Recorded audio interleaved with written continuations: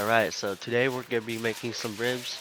Right now I am getting the tin foil, wrapping the tin foil so that way the ribs can sit on the rack without making too much of a mess. And you guys can see I have the art of origami going here so that way the tin foil won't fall apart. So moving on to the ribs, we're now gonna cut them open and pat them dry with a paper towel. That way it's easier for me to add the seasoning and everything else. And right here we are cutting all of the excess fat that I don't want on the ribs. And then if you look right here, this is where I am taking off the membrane on the back of the ribs. That way when we eat it, it's not so chewy and the membrane also doesn't dissolve when you cook it as well. I am also using a paper towel which helps me get more grip on the membrane. That way it's easier to pull off.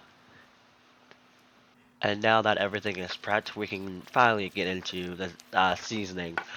We are going to add olive oil so that way the seasoning has something to stick to on the front and back. I am just using a rib seasoning that I like from the store, so that's what I'm currently putting on both on the front and back. Pretty much I'm using the entire thing, which in the moment I thought it was too much, but later on it turns out it wasn't. I'm also putting olive oil on the tinfoil. That way, when the ribs cook, it's not going to stick to the tinfoil when I pull it out. And I will also add some seasoning and some barbecue sauce to the tinfoil as well because, why not? Currently making it up as I go. We are gonna take the ribs, put some barbecue sauce on the bottom, flip it over, put it in the pan, and then we're gonna add some barbecue sauce on top of it and lightly rub it all in. Like I said, I am just making it up as I go, so we're gonna add the rest of the seasoning packet on top of the ribs, go ahead and wrap it up, and put it in the oven. I have it cooking in the oven at 350 for about an hour. I also just forgot to set the time, so honestly I have no idea how long it was in there.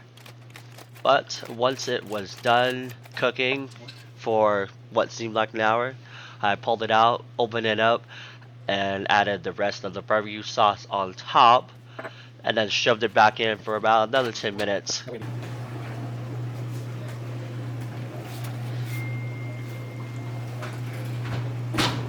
Look how beautiful it is. That do be looking pretty good. Okay.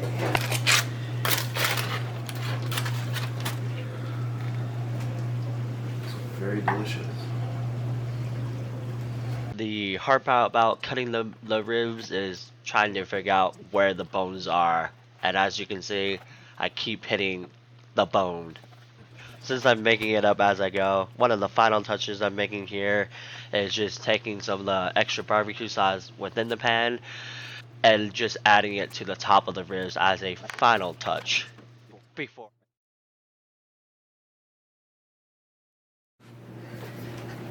And here's our review. We can eat the most hot dogs in 10 minutes. Oh God.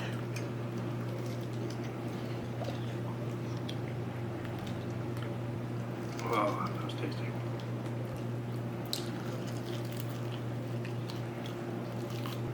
This man is the best at-home chef I've ever met. Should follow him. Definitely, when I was seasoning it, I thought it would be too much. Turns out, it's not. I know Michael's a perfectionist. I'm not though, but I am a professional foodie. Just because of how much food I eat. I'd give this a solid 10 out of 10. Alright, for me, I think the meat could have gone in for another 30 minutes to make it a little bit more tender. Not quite where I want it to be. And the sauce, the flavor, right on point. I give the sauce and the seasoning a 9.9 out of 10. If we're being honest. And then the ribs overall, I'd say I'd give this an 8.9. Almost a 9. An 8.9. So yeah, I'd say in the fridge, wait, in the oven, just another 30 minutes, maybe 45 minutes to make the meat just a little bit softer, more tenderized, so that way it like falls off the bone is what I'm looking for. But not too bad.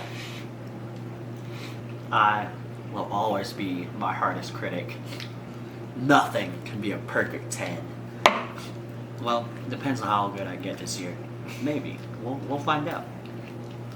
Well, I hope you guys enjoyed this video, because I know we enjoyed eating it. But next time, whenever that is, we are going to do hot wings, and we'll see how much we cry and how much we sweat. Will I die? I don't know. So, I'm Michael, I'm Eliyahu. and we'll see you guys next time. That was pretty good.